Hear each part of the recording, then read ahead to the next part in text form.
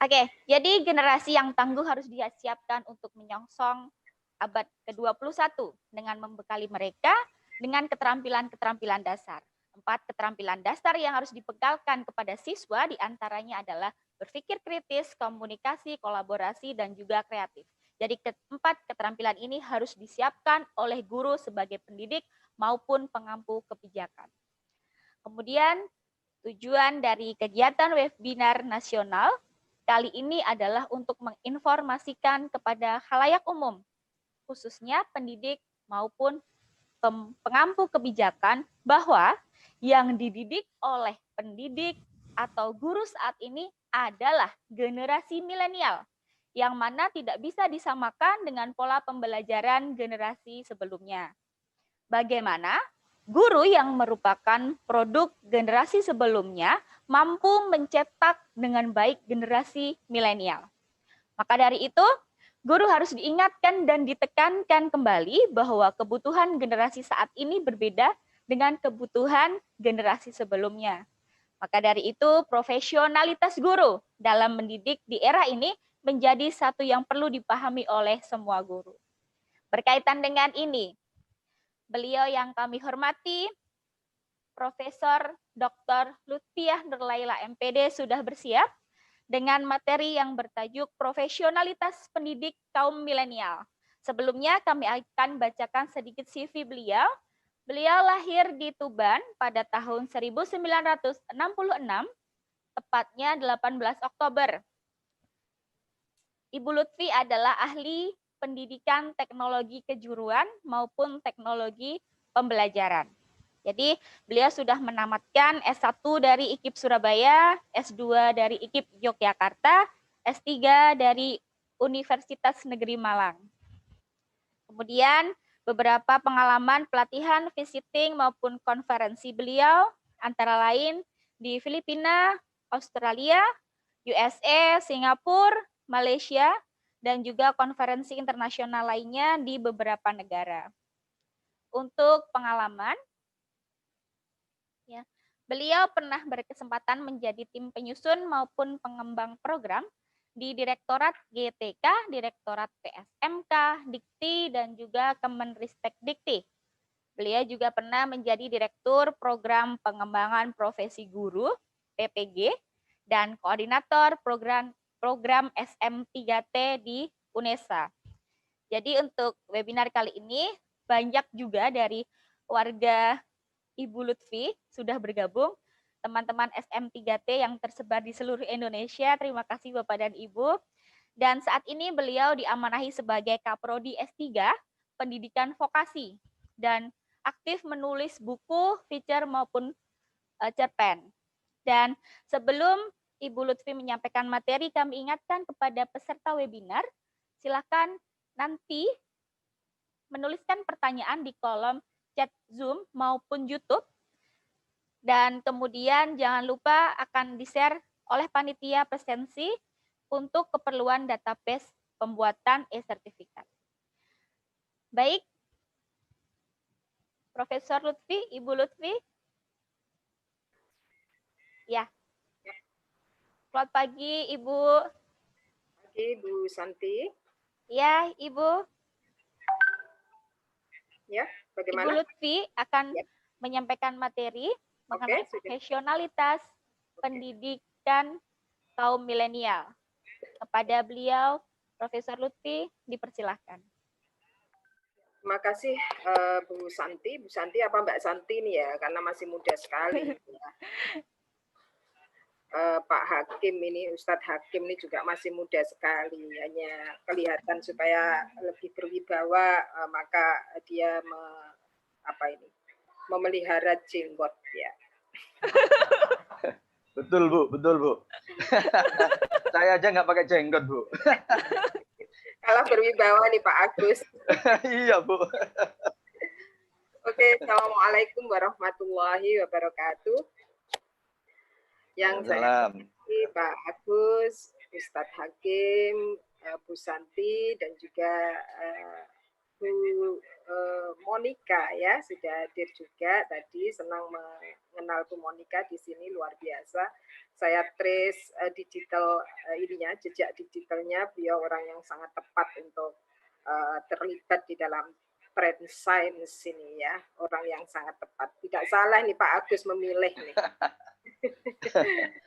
Mudah-mudahan Bu. Ya.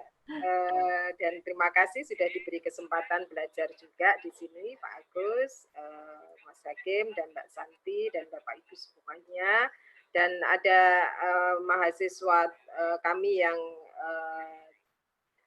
di Trendsign ini, Agus Widayoko, titip nggih, Mas Hakim nggih, titip nggih, dia kalau nakal ya dijewer saja.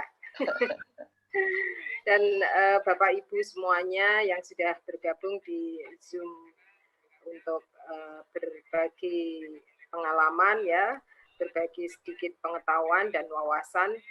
Saya kira apa yang akan saya sampaikan ini semua sudah kita pahami bersama, dan kita anggap saja ini sebuah diskusi untuk refreshing begitu ya, untuk sama-sama mengembalikan atau mengingatkan pada kita semua, karena kita ini sama ya, saya ini juga guru, kita semua ada berada di dalam bidang pendidikan, dan yang kita hadapi adalah memang siswa atau mahasiswa yang pada era yang sekarang ini disebut era milenial. Baik, mohon izin Mbak Santi, saya akan share screen.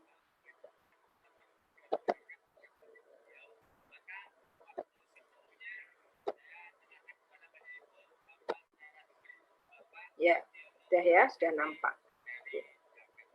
Baik, ini tugas saya ya untuk menyampaikan topik tentang tantangan pendidik generasi milenial. Ya, saya akan langsung pada bahan diskusi kita pagi ini.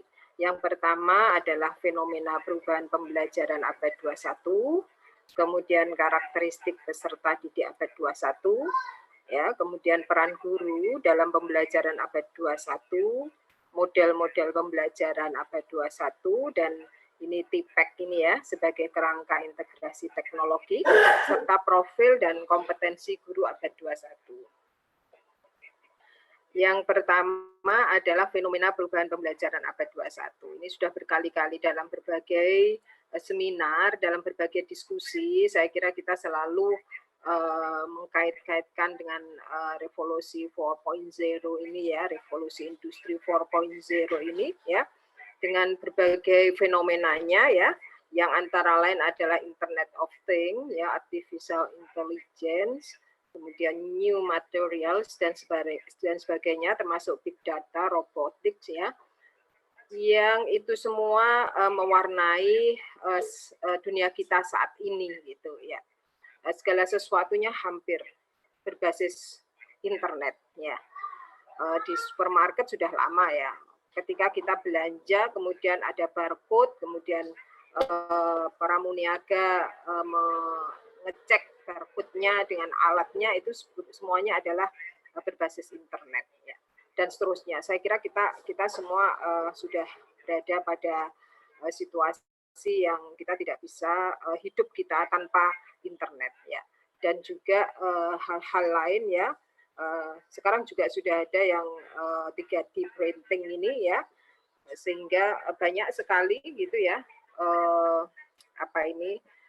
usaha-usaha percetakan yang itu manual itu akhirnya harus tergeser, dan juga berbagai bidang usaha yang begitu banyak ya, yang akhirnya harus kolaps gitu karena tidak bisa beradaptasi atau mengikuti perkembangan tuntutan yang sedemikian rupa ya. Dikatakan ini sebagai era disrupsi ya, sebagai era di mana di sana terjadi perubahan yang sangat fundamental, perubahan yang sangat frontal gitu ya, era disrupsi. Oke, itulah yang dihadapi kita, dihadapi anak-anak kita saat ini ya, yang kita semua sering kali jengah gitu ya, tiba-tiba saja ada begitu banyak perubahan, dan tiba-tiba saja kita tidak tahu apakah kita sudah siap dengan perubahan-perubahan itu, dan ini terus akan terjadi dan terus akan dihadapi oleh anak-anak kita.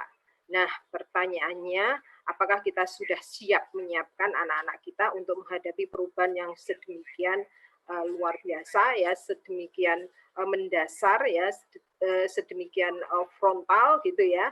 Apakah kita sudah siap ya menyiapkan anak-anak kita untuk siap beradaptasi dengan kondisi perubahan seperti apapun? Ini pertanyaan yang harus kita jawab dan harus kita terus berpikir bagaimana supaya anak-anak kita nanti ya menjadi anak-anak yang tidak hanya bisa survive begitu ya, tetapi justru bisa berkembang pada situasi apapun. Juga ini ada data tentang perkembangan indikator TIK di Indonesia ya, teknologi informasi dan komunikasi ya. Kita lihat bahwa penggunaan telepon seluler dan juga rumah tangga yang akses internet itu terus meningkat gitu ya, pengguna internet juga terus meningkat. Ya ini artinya memang ya Internet of Things ini sudah menjadi bagian dari hidup kita ya. Hidup kita termasuk hidup anak-anak kita ya yang kita sebut sebagai generasi milenial. Kemudian medsos ya luar biasa. Ya. YouTube, WhatsApp, ya, Facebook dan seterusnya, ya Instagram, Line, Twitter, FB Messenger, hampir semuanya kita ini menggunakan mungkin lebih dari satu, lebih dari dua, ya sudah punya WhatsApp, ya ada Facebook, ada Instagram, ada Line, ada Twitter, hampir semua kita sepertinya menggunakan ini semua, ya. Dan setiap orang tidak hanya menggunakan satu atau dua bahkan lebih gitu ya. YouTube banyak orang yang sudah mempunyai akun pribadi untuk YouTube gitu ya dan mengunggah semua aktivitasnya begitu ya dari hari ke hari melalui YouTube-nya dan dibagikan dan bahkan ini bisa menjadi salah satu ajang untuk pencitraan begitu ya, untuk promosi, untuk publikasi ya dan sebagainya, termasuk juga Facebook, Instagram, ya, yang ini juga dihadapi dan anak-anak kita berada di dalamnya, sehingga harus ada literasi-literasi baru, ya, new literation, ya, yang harus kita bekalkan pada anak-anak dan juga kita sendiri, karena banyak sekali di antara kita ini, gitu ya, yang sebetulnya masih sangat kagok, begitu ya. Dengan perubahan-perubahan termasuk juga berbagai informasi yang begitu banyak di sekitar kita dan tanpa kita mengunyahnya dulu ya langsung menelan begitu ya. Nah kadang-kadang tanpa kita mengeceknya dulu informasi itu betul atau tidak tapi langsung men-share-nya begitu dan itu tidak hanya dialami oleh mereka-mereka yang misalnya begitu ya yang pendidikannya masih rendah tidak, tetapi bahkan di kelompok-kelompok akademisi pun ya itu masih banyak gitu ya. Saya ini ada di kelompok atau di grup WA misalnya di grup WA Asosiasi Profesor Indonesia begitu ya, tetapi tetap saja di sana ada para beberapa begitu ya tidak banyak lah ya, tapi ada satu dua itu yang sharing informasi itu yang benar-benar itu informasi yang tidak seharusnya di-share pada grup yang namanya begitu akademis dan intelek dan juga teman-teman dosen kita gitu ya itu kadang-kadang juga begitu mudahnya men-share. Nah itu adalah kondisi kita. Nah, bagaimana kita harus memastikan bahwa anak-anak kita ya anak-anak didik kita itu memiliki literasi informasi ya memiliki literasi digital gitu ya sehingga tidak semudah itu untuk membagikan informasi-informasi yang belum tentu kebenarannya. Ini sangat penting juga ya. Nah, ada pergeseran paradigma belajar ya abad 21 yang ini di awal-awal dulu kurikulum 2013 saya kira kita semua sudah membaca ini ya. Pergeseran paradigma belajar abad 21 ini ya dengan ciri-cirinya yang seperti ini dan bagaimana seharusnya model pembelajaran itu dilaksanakan ya ini sudah ada bahkan mungkin sebelum 2000 kurikulum 2013 gitu ya, mungkin sejak KTSP bisa saja ini juga sudah diantisipasi gitu. Nah, informasi, komputasi, otomasi dan juga komunikasi ya ini mewarnai pembelajaran saat ini ya. Mewarnai pembelajaran saat ini dan yang akan datang. Sehingga model-model pembelajarannya kalau kita lihat ya begitu muatan kurikulumnya itu sebetulnya sudah sangat bagus muatannya ya, tetapi memang di dalam implementasinya itu tidak mudah karena berbagai hal, tidak hanya karena kondisi kemampuan guru begitu ya, tidak hanya karena kondisi misalnya keterbatasan sarana prasarana gitu ya, tidak hanya karena mungkin kemampuan manajerial atau leadership ya dari kepala sekolah atau juga dari pengawas atau dari manajemen yang lebih atas begitu ya, tidak hanya itu, tetapi justru karena begitu ya paradigma ini yang belum berubah ya. Jadi mindset atau budaya itu yang belum berubah ya. Kita tahu semuanya ini begitu ya. Kita tahu bahwa pembelajaran itu seharusnya lebih mendorong peserta didik itu untuk mencari tahu ya. Kemudian makanya di sini kita mengenal ada scientific approach gitu ya, pendekatan saintifik gitu ya, yang dimulai dengan menanya dan seterusnya gitu ya, yang itu kita tahu gitu ya, termasuk juga di sana makanya kemudian ada HOTS ya, yang beberapa tahun belakangan ini berkali-kali dilatihkan begitu oleh direktorat di Kemendikbud ya, Kemdikbud gitu ya, kepada guru-guru supaya bisa membuat soal-soal yang berbasis HOTS gitu. Sebetulnya arahnya supaya anak-anak kita itu terbiasa menghadapi masalah-masalah dan dia terlatih untuk memecahkan masalah ya. Dan di sana juga ada kolaborasi, makanya kemudian ada pembelajaran yang berbasis proyek gitu, apakah itu dengan offline maupun online gitu ya, dan seterusnya. Nah, ini sudah lama gitu ya, sudah 2013 yang lalu lah setidaknya begitu ya. Tetapi kalau kita lihat gitu sampai sekarang ya masih banyak ya, meskipun sudah sebagian sudah sangat mahir ya untuk melaksanakan pembelajaran yang berorientasi pada paradigma belajar abad 21 ini ya, tetapi masih jauh lebih banyak yang belum begitu. Nah, sehingga itu juga menjadi tugas kita begitu ya. Tidak hanya bagaimana kita mengajarkan pada siswa, tapi lebih dulu bagaimana seorang guru itu harus berubah. Ya, paradigma berpikirnya itu harus berubah dulu gitu, dan tidak kemudian memberi barikade begitu ya, misalnya bagaimana saya bisa mengajarkan dengan scientific approach, anak-anak itu membaca saja tidak bisa. Nah, itu salah satu kendala juga, bagaimana harus mengajarkan dengan proyek sementara guru terbatas ya, dan seterusnya ya, bagaimana harus mengajarkan untuk berpikir tingkat tinggi kalau anak-anak itu datang ke sekolah saja malas. Nah, mereka harus dijemput. Nah, kondisi-kondisi seperti itu faktanya memang masih kita alami gitu ya Bapak Ibu, itu fakta kita yang luar biasa, disparitas pendidikan ini baik dalam sisi kualitas maupun kuantitas itu masih sangat luar biasa di Indonesia kita ini ya, sehingga hal-hal itu juga menjadi kendala yang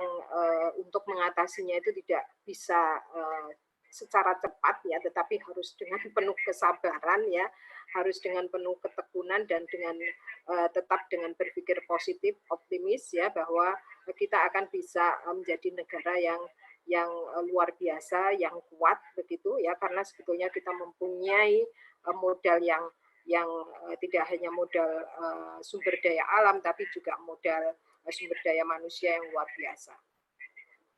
Ya, ini seperti tadi ya, ciri abad 21 ya, ada banyak alternatif sumber belajar yang tersedia ya, buku, modul pembelajaran ya, baik itu offline maupun online sangat banyak ya. Apalagi sekarang begitu ada era pandemi ya, rumah belajar. Kemudian di televisi itu ya, karena semua harus melakukan BDR ya, belajar dari rumah. Maka program-program BDR ya itu menjadi begitu banyak difasilitasi ya, dan anak-anak bahkan tidak hanya anak sekolah PAUD, SD, SMP, SMA, SMK, bahkan juga orang tuanya itu difasilitasi juga dengan materi-materi yang itu bisa meningkatkan kemampuan orang tua sebagai pendamping belajar di rumah ya, karena memang BDR ini menuntut peran orang tua itu menjadi lebih sentral gitu ya. Sepertinya ini kalau saya katakan mengembalikan posisi orang tua ya, khususnya ibu gitu ya, tapi juga bapak ya, sebagai guru pertama gitu ya, dan utama gitu bagi anak-anak kita ya, karena begitu anak-anak daring ya, maka seharusnya orang tua itu ada di sisi mereka untuk mendampingi. Nah, guru bukan satu-satunya sumber ya, tidak ya, bukan lagi gitu. Anak bisa belajar dari sumber manapun ya, bahkan juga sebelum guru tahu itu kadang-kadang anak sudah mempelajari sesuatu itu lebih dulu gitu ya. Belajar tidak harus di kelas ya. Kalau sekarang ini sudah jelas ya, kondisinya memang menuntut seperti itu. Kemudian murid dapat belajar terlebih dahulu sebelum diajar guru. Guru berperan sebagai tutor dan proses pembelajaran berubah dari teaching and learning menjadi learning and tutoring. Ya. Oke. Nah, sekarang kita menginjak pada karakteristik peserta didik abad 21, ya, abad milenial. Inilah ya mereka lengkap dengan gadgetnya, lengkap dengan sosmednya, gitu ya, dan seterusnya. Tetapi ternyata ya ini khusus penelitian yang dilakukan oleh Alvara Research Center untuk 5 tipe generasi milenial Indonesia ini ya, ternyata tipe mereka itu bisa dibagi menjadi 5 gitu ya. Kalau dibedakan itu ada 5 tipe untuk generasi milenial. Yang pertama adalah nerd milenial, ya, kemudian true milenial, kemudian mass milenial, ada yang alay juga, ada yang anti milenial. Ini yang paling banyak ya, Bapak Ibu, yang mass ini paling banyak ya. Ini yang true milenial, ini yang betul-betul mereka sangat sadar betul sebagai warga milenial dan bagaimana mereka melengkapi diri mereka dengan informasi dan juga gadget ya, dan alat-alat yang itu mutakhir gitu ya. Sementara yang ini, nah ini yang hati-hati ya.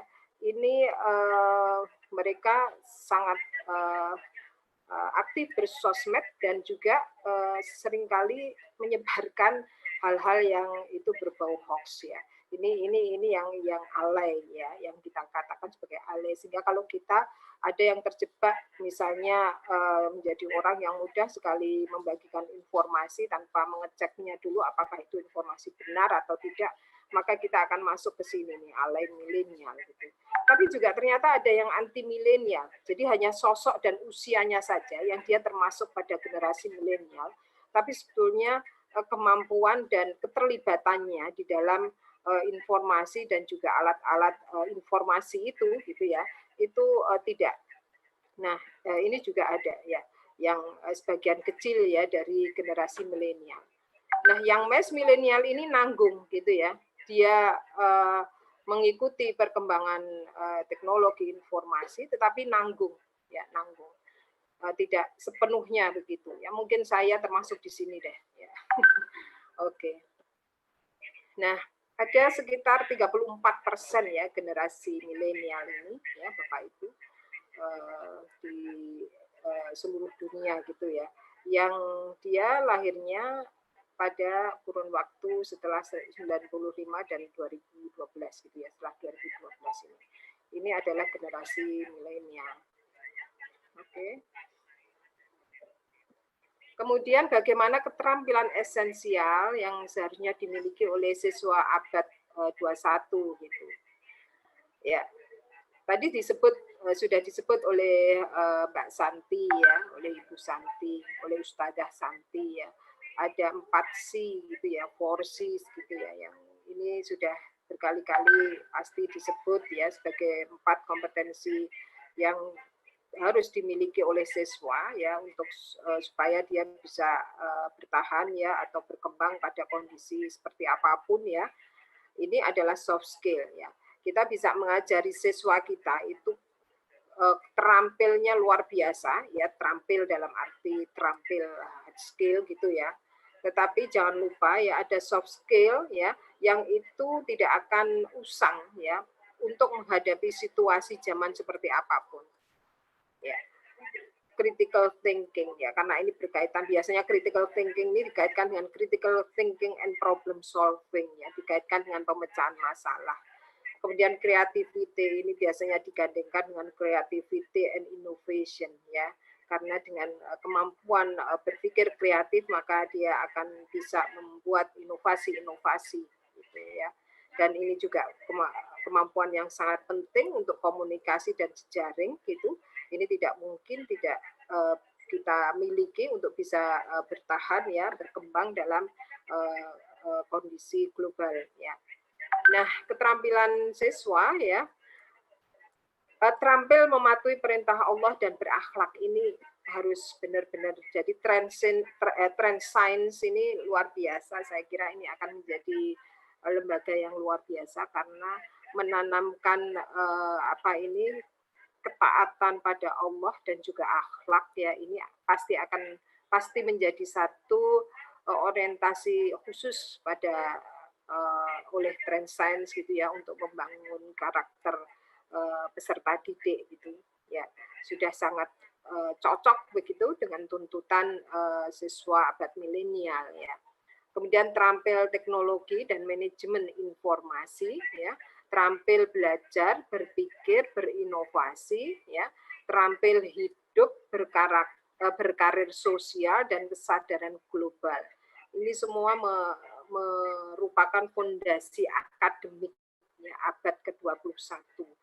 Jadi inilah yang seharusnya ya kita ajarkan kepada anak-anak kita melalui berbagai mata pelajaran, melalui berbagai kegiatan, baik itu kegiatan kurikuler, intrakurikuler maupun co-kurikuler gitu ya, yang itu seharusnya terintegrasi gitu ya,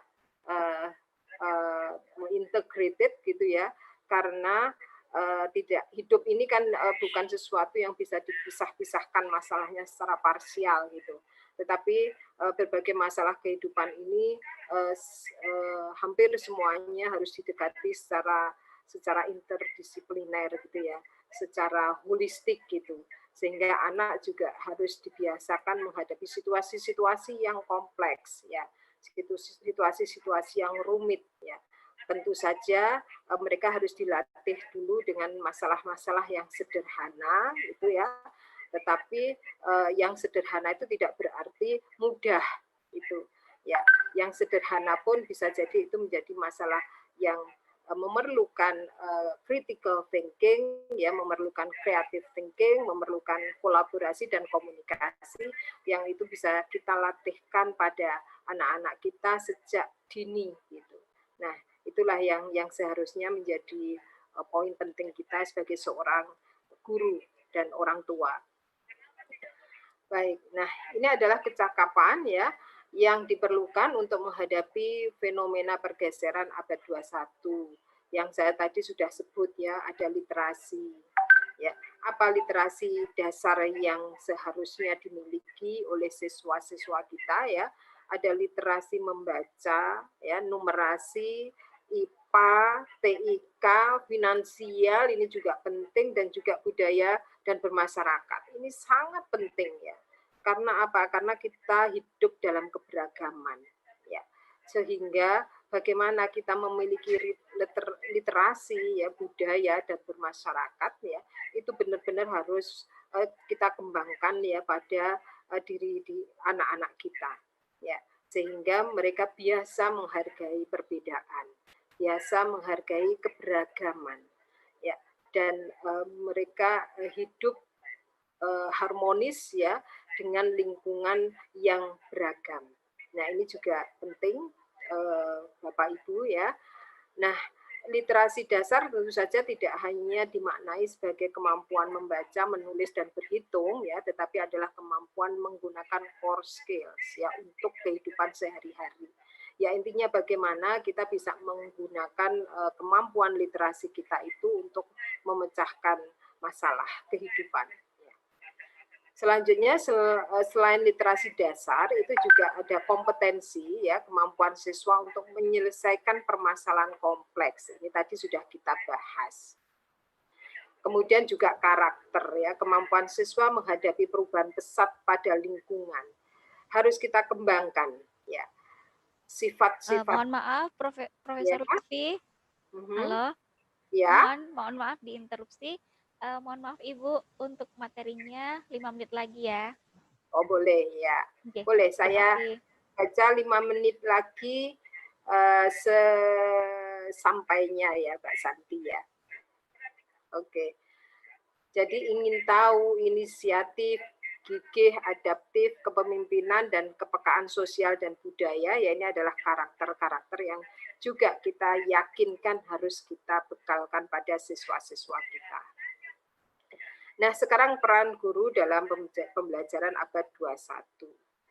Ya, saya kira kita sangat mengenal ini ya. It is not the strongest of the species that survive ya, nor the most intelligent, but the one most responsive to change. Ya, jadi bukan orang yang paling kuat ya, yang bisa bertahan, yang bisa survive, juga bukan orang yang paling pinter gitu ya, tetapi mereka yang responsif terhadap perubahan. Nah, inilah seharusnya guru merespon perubahan ya secara profesional.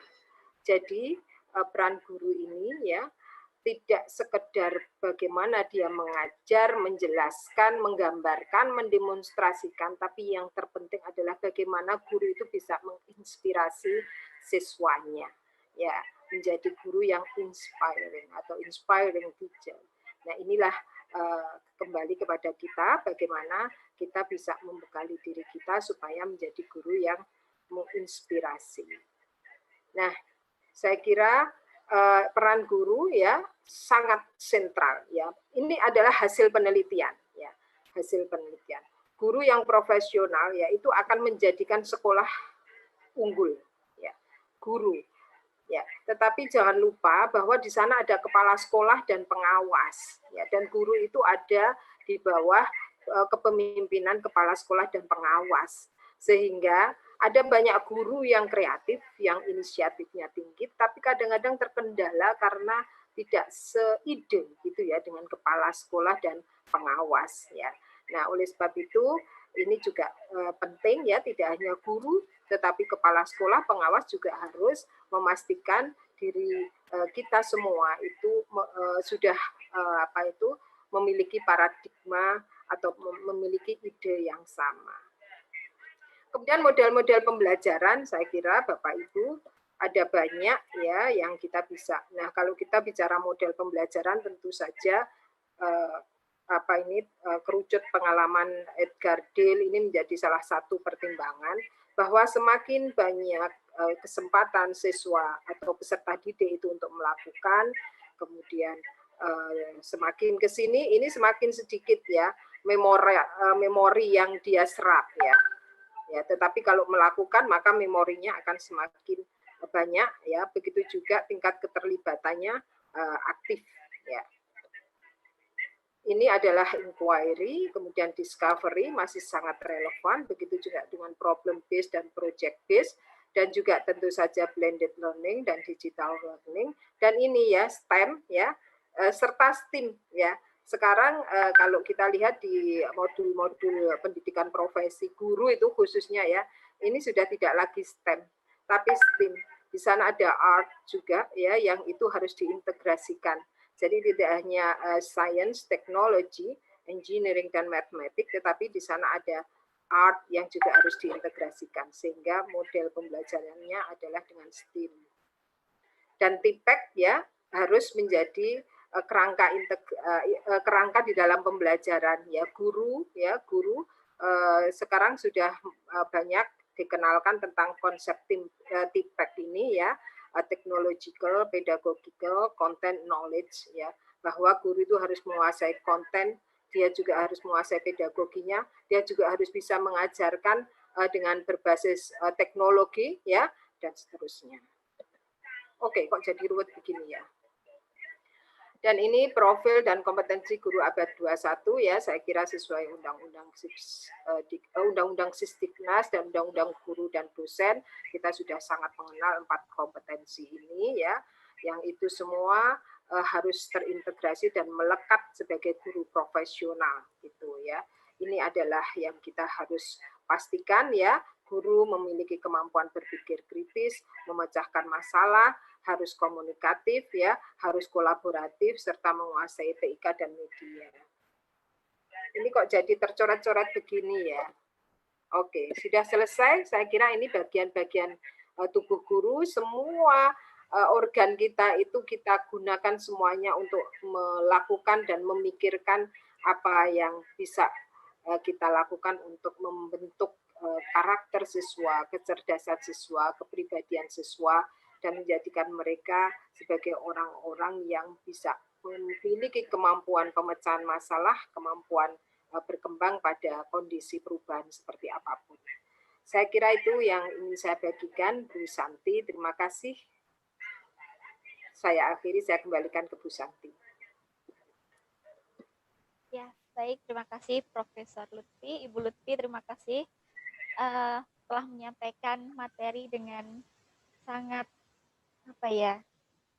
berisi gitu ya. Jadi beliau menyampaikan dari A sampai Z. Dan mungkin tidak hanya saya yang baru tahu ternyata generasi milenial itu ada tipe-tipenya kayak gitu. Apakah alay atau enggak merasa dia milenial begitu ya Ibu ya. Jadi harus sadar juga, saya milenial atau enggak ya gitu ya. Baiklah, langsung saja karena di sini sudah saya terima banyak pertanyaan yang akan mari didiskusikan. Baik, Profesor Ibu Lutfi dari Rizky Eka Putra SE dari SMK Garuda Bangsa Bogor. Assalamualaikum Prof. Mohon izin bertanya. Anak-anak sekarang 80% itu rata-rata langsung mengerjakan soal dan jawab soal sangat cepat dan mampu 20 atau 30 menit selesai tanpa literasi. Begitu. Pertanyaan saya, apakah peran materi soal-soal HOTS, MOTS, LOTS itu sangat membantu semua secara isinya problem solving, critical thinking, ataupun pemecahan kasus. Dan apa bedanya soal materi HOTS, LOTS, MOTS dengan AKM? Seperti itu. Terima kasih Ibu, mohon bisa di... Pertanyaannya banyak ini ya. Pertanyaannya ini ya oke deh. Saya coba memahami pertanyaannya. Tadi dikatakan bahwa anak-anak sekarang itu mengerjakan soal-soal itu cepat sekali begitu ya. Maksudnya kemudian tanpa literasi ya. Yang dimaksudkan literasi di sekolah itu kelihatannya anak-anak disuruh membaca begitu ya. Anak-anak disuruh mencari dulu di internet begitu ya. Anak-anak diminta untuk membuka buku pelajarannya atau buku siswa atau modulnya atau apapun lah ya yang seharusnya dia mencari dulu, tidak langsung mengerjakan soal dengan secara cepat gitu. Nah, kemungkinannya ada dua. Yang pertama, anak-anak memang sudah tahu jawabannya sehingga dia tidak perlu buka-buka gitu kan ya. Nah, kalau memang sudah tahu jawabannya ya tidak perlu buka-buka ya langsung bisa selesai. Ya Pak Agus. Enggak, betul Bu, betul Bu. Anak-anak sudah hafal. Sudah hafal gitu ya. Atau yang kedua, mereka mengerjakannya dengan asal, ya, ngawur. Nah, kalau yang kedua, maka hasil pekerjaannya tidak akan bagus. Sekarang ya, mohon dicek gitu, apakah hasil pekerjaannya itu bagus, ya, atau tidak. Kalau bagus, ya bisa jadi mereka sudah tahu atau mereka mengantongi kunci jawaban. Atau begini ya, sudah sangat sering di-drill dengan soal-soal itu. Nah ini ya Bapak Ibu kalau mau tes TOEFL gitu ya misalnya, kita itu latihan soal-soal tes TOEFL dulu ya, itu hasilnya hampir bisa dikatakan pasti hasilnya jauh lebih baik daripada kita tidak latihan soal-soal tes TOEFL. Ya, itu ada unsur drill di sana. Ya, sama halnya kita tryout begitu ya menjelang UN ya. Pada saat UN itu masih menjadi momok yang luar biasa begitu kan ya. Maka di mana-mana ada tryout. Pelajaran nanti dulu. Yang penting tryout. Supaya apa? Supaya mereka ketika menghadapi soal UN itu kan polanya hampir sama gitu ya. Sudah sudah familiar mereka gitu ya dengan pola soal-soal UN sehingga mereka lebih terbiasa, lebih cepat mengerjakannya ya. Ini dengan pikiran mereka yang tidak mendapatkan kunci jawaban loh ya, karena kan UN ada banyak lah ya yang kemudian guru siswa dan seterusnya mendapatkan kunci jawaban di zaman dulu itu ya, sekarang nggak ada itu ya, sekarang nggak ada ya, zaman dulu gitu. Nah itu, nah kaitannya dengan apa tadi Mbak Santi pertanyaannya? Lot ya Ibu. Ya, terkait dengan apa ya? Oke. Ya, jadi beliau juga menanyakan setelah literasi tadi, beliau menanyakan nanti perbedaan soal materi HOTS, LOTS maupun MOTS dengan AKM. Jadi mungkin menurut maksud beliau adalah AKM itu adalah ujian pengganti UN. Gitu Ibu. Oke, saya bicara hot mode lot dulu ya. Hot mode dulu. Yeah. Kalau kita lihat ya, ini kalau guru ini semua harus hafal nih. Kalau enggak berarti harus diurus ini Pak Agus dan Mas Hakim. Guru harus semua tahu apakah itu taksonomi Bloom ya, Bloom taksonomi. Ya, kita harus hafal itu. Itu teori dasar sekali ya yang semua guru harus tahu karena ini kaitannya dengan hot mode lots. Kalau kita bicara lots ya, range-nya itu ya, kan di taksonomi Bloom itu ada C1, C2, C3, C4, C5, C6 gitu kan ya. Kalau kita bicara lots ya, itu range-nya kan ada di C1, C2 ya. C1, C2 itu remembering ya, remembering dan understanding ya, remembering dan understanding. Hanya recall saja, hanya pemahaman saja gitu ya. Kemudian kalau yang mods ya itu pada applying ya, sudah pada penerapan. Begitu HOTS ya itu mulai dari analysis ya, kemudian evaluation dan creating ya, analisa, analisis, evaluasi dan mencipta. Nah itu adalah soal-soal yang berkaitan dengan HOTS. Sehingga kalau kita membuat soal yang HOTS ya itu adalah minimal levelnya ya level analisis itu level C4 gitu kan ya. Nah kaitannya dengan AKM ya. AKM ini kan asesmen kompetensi minimum Ibu. Ya. Asesmen apa Mbak? Asesmen kompetensi minimum. Itu ya, pengganti UN. Ya, pengganti UM ya, pengganti UM. Asesmen kompetensi minimum. Terus terang saya belum tahu banyak ya tentang AKM ini ya. Ini kan yang diharapkan itu kan siswa itu atau peserta didik itu tidak hanya terampil di dalam pengetahuan begitu ya, tetapi justru bagaimana mereka bisa memecahkan masalah begitu ya. Nah, soal-soal yang hot itu belum tentu soal yang sulit ya. belum tentu soal yang sulit. Begitu juga soal-soal yang lots, itu belum tentu soal yang mudah. Contohnya begini.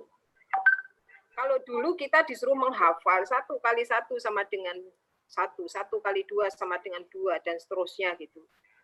Sampai 2 sampai 5 dan seterusnya gitu ya, menghafal. Ya, menghafal itu levelnya pada lots. Tetapi sulit nggak itu untuk kita? Sulit, ya. Menyetorkan hafalan Al-Qur'an misalnya. Ada nggih Pak Agus nggih tuntutan itu di Trend Science? Kalau hafalan Quran sekarang nggak ada, Bu. Makanya tadi saya singgung diganti dengan itu. Karena belajar matematiknya sudah ini blenger anak-anak. Oh, gitu. Sudah blenger. Oke. Atau begini, ya belajar matematika, menghafalkan rumus itu sulit nggak? Menghafalkan loh ya, sulit ya. Tapi itu hanya menghafal, hanya memorizing, ya hanya recall gitu ya. Tapi sulit. Ya. Nah, tetapi untuk soal-soal yang itu memerlukan berpikir rasional ya, memerlukan berpikir kritis ya, itu bisa disusun sedemikian rupa ya, sehingga begitu anak-anak itu terbiasa menghadapi situasi yang kompleks, situasi yang rumit gitu ya. Soal-soal yang tidak hanya memerlukan satu jawaban yang benar ya. Soal-soal yang dia harus berpikir dulu ya sebelum bisa memecahkan masalah ya. Itu adalah soal-soal yang hot gitu. Nah, mungkin asesmen kompetensi ya, kompetensi minimal itu disusun dengan menggunakan soal-soal yang berbasis pada pemecahan masalah.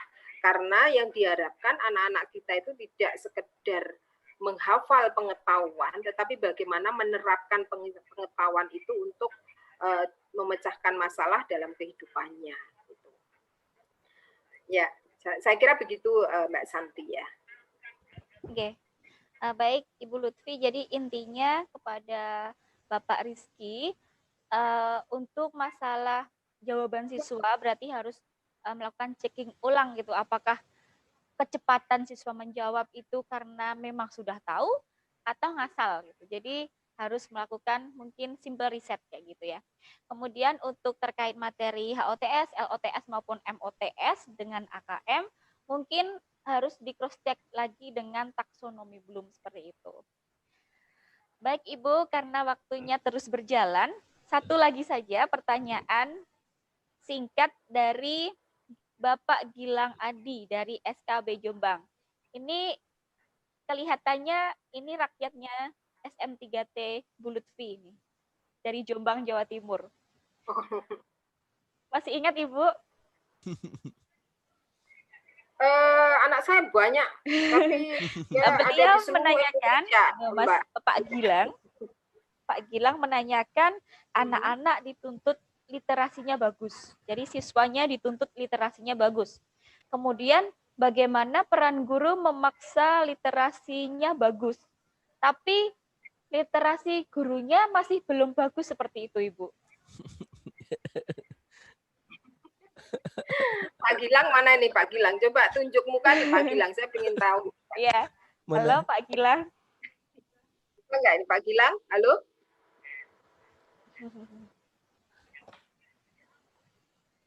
Mana nih Pak Gilang? Tidak.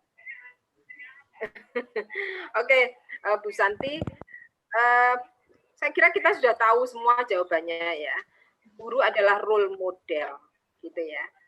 Selama kita tidak bisa menjadi uswah, ya gitu ya, bagi siswa-siswa kita ya jangan menuntut anak menjadi seperti apa yang kita inginkan. Kita dulu, gitu ya, kita dulu, ya. Makanya salah satu kegagalan gerakan literasi sekolah gitu ya, itu salah satu kendalanya adalah guru menyuruh siswa membaca, tetapi guru sendiri tidak membaca. Ya, gitu. Ya, guru mengkondisikan gitu ya, sekolah mengkondisikan misalnya membaca 10 menit sebelum pelajaran dimulai setiap hari gitu ya. Nah, guru-guru mengambil kesempatan itu, wah berarti saya bisa datang agak terlambat gitu, karena kan anak-anak masih membaca gitu ya. Tidak ya, guru harus menjadi contoh, harus menjadi model gitu, karena anak-anak itu ya adalah peniru yang ulung gitu ya. Anak-anak itu belajar dari pengamatan. Kalau dikaitkan dengan teorinya Bandura ya, Albert Bandura yang modeling itu ya, observational learning gitu ya. Dia belajar melalui pengamatan.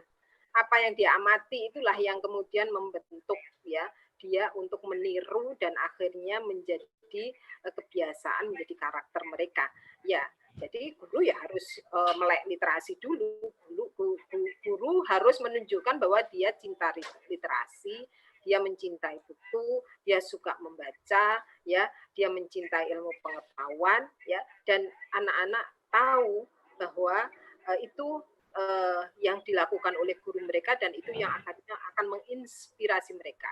Ini yang saya katakan tadi sebagai inspiring teacher, Mbak Santi. Jadi guru itu tidak hanya menyampaikan pengetahuan, ya, tidak hanya mengajarkan pengetahuan, tapi guru itu harus mampu menjadi inspirasi bagi siswa-siswanya. Begitu Mbak Santi.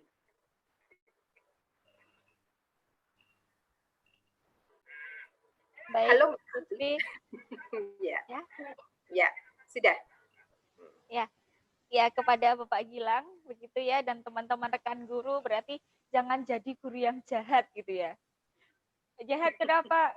Gurunya minta santrinya, siswanya ngaji 1 hari 1 juz.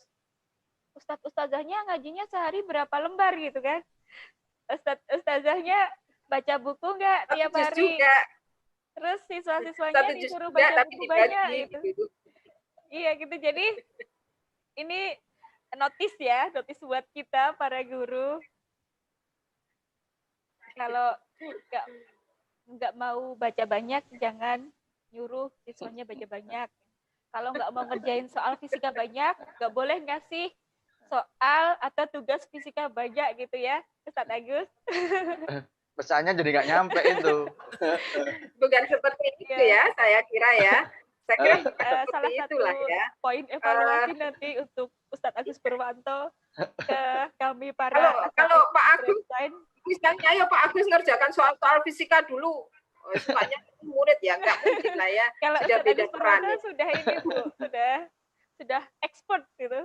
Kita ini yang ya, atau mungkin Mbak Santi misalnya ya, kan tidak harus kemudian karena Mbak Santi memberi tugas mengerjakan soal pada anak-anak, kemudian Mbak Santi juga ikut mengerjakan soal di depan gitu kan, enggak seperti itu ya. Saya kira kita bisa lah menerjemahkan maksud kita, bagaimana seharusnya kita menjadi suatu hasanah bagi anak-anak kita. Gitu. Oke, baik Ibu Lutfi. Kami mewakili panitia dan teman-teman para peserta mengucapkan banyak terima kasih. Jadi Bapak dan Ibu, di sini Ibu Lutfi harus meninggalkan webinar terlebih dahulu karena kesibukan beliau harus mengisi di event lain. Dan sebelum itu dimohon Ibu Lutfi memberikan closing statement kepada kita semua. Waktu dan tempat kembali kami persilahkan. Oke. Terima kasih. Saya untuk closingnya saya ingin mengucapkan terima kasih saja pada Pak Agus, Ustadz Hakim, Bu Santi dan semua Bapak Ibu yang di Trend Science, ya Bu Monica yang juga hadir di sini. Senang saya berkesempatan belajar bersama ya di sini dan mudah-mudahan apa yang menjadi sharing kita pagi ini bermanfaat gitu ya. Ini adalah reminder tidak hanya untuk Bapak Ibu, tentu saja juga untuk saya pribadi ya sebagai sama-sama guru dan mempunyai tanggung jawab besar pada generasi yang kita didik ya. Karena katanya Ustadz Agus itu kan ini adalah investasi dunia akhirat gitu ya, dan juga harus kita pertanggungjawabkan dunia akhirat. Jadi itu ada yang ingin saya sampaikan ya kepada kita semua. Kesadaran itu harus kita miliki gitu ya. Mudah-mudahan kita ini adalah guru yang menjadi guru karena panggilan hati, bukan karena keterpaksaan. Ya, kalau guru sebagai panggilan jiwa, panggilan hati, maka kita akan melaksanakan tugas kita sebagai guru dengan sepenuh hati. Saya kira itu Bu Santi, dan mohon maaf bila ada hal-hal yang kurang berkenan. Mudah-mudahan sekali waktu suatu ketika saya bisa berkunjung ke Trend Science ya. Saya ini nenek moyang saya Solo Pak Agus, jadi keluarga kami itu berasal dari Solo. Ada keluarga banyak di Sragen, Jogja, Solo, Boyolali gitu ya. Siapa tahu gitu ya, kami pas lewat kemudian saya bisa mampir gitu. Enggak Bu, nanti insya Allah kita jadwalkan Bu. Ya. Saya jadi penisirin ini Pak Agus. Enggak Bu. Ini teman-teman yang lain sudah kok Bu. Jadi seperti Prof. Khairul Rijal, Prof. Mitra Judin, Prof. Satria dari ITB itu sudah. Nah ini kesempatan ini langsung dari pernyataan Bu Lutfia yang tadi sudah. Saya akan senang kita catat ini, kita catat ke sana ya, karena bagi saya itu menjadi wahana belajar saya juga. Saya kira begitu ya Pak Agus, Pak Ibu matur nuwun. Dan Bapak Ibu semuanya. Saya akhiri, billahi taufiq wal hidayah. Wassalamualaikum warahmatullahi wabarakatuh. Waalaikumsalam warahmatullahi wabarakatuh. Warahmatullahi wabarakatuh. Terima kasih Bu. Saya boleh izin live nggih Pak Agus? Nggih, monggo Bu, matur nuwun. Monggo Monggo. Jazakumullah.